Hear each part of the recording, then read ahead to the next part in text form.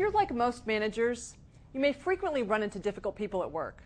I train executives in leadership, diversity, and stress management.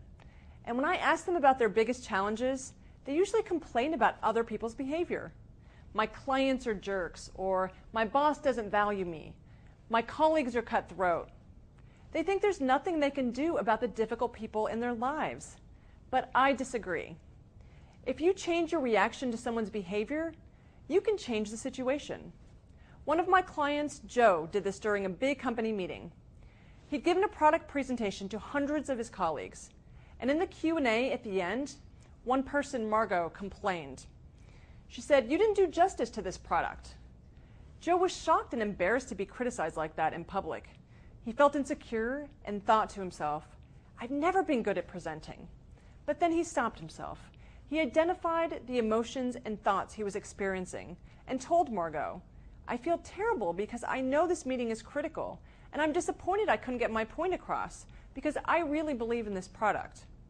Margot was caught off guard and quickly backed off. So how did Joe neutralize Margot? Well, first, he shifted his attention to his feelings and his thoughts. This stopped him from internalizing Margot's criticism and focused him on his reaction to it. You can also shift your attention to a physical sensation you're experiencing, like sweaty palms or a pounding heartbeat.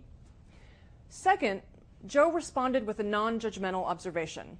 When we feel attacked, we often launch into this counterattack, but that only escalates things. When you respond with an observation, you actually disarm the other person. They can only back off, which is exactly what Margot did. In some situations, you can add a third step to this process, and that's asking a thoughtful question. For example, during another presentation Joe was giving, a colleague of his, Ted, kept picking up business calls on his cell phone. Joe said, "I know you're busy and your calls are important, but is there anything I can do to help you take care of your other commitments?"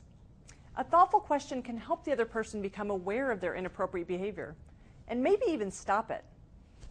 You can't make difficult people disappear, but the process I just described can help you change the situation by changing your own reaction. You can use this process in your professional and personal life, and the more you practice it, the easier it gets.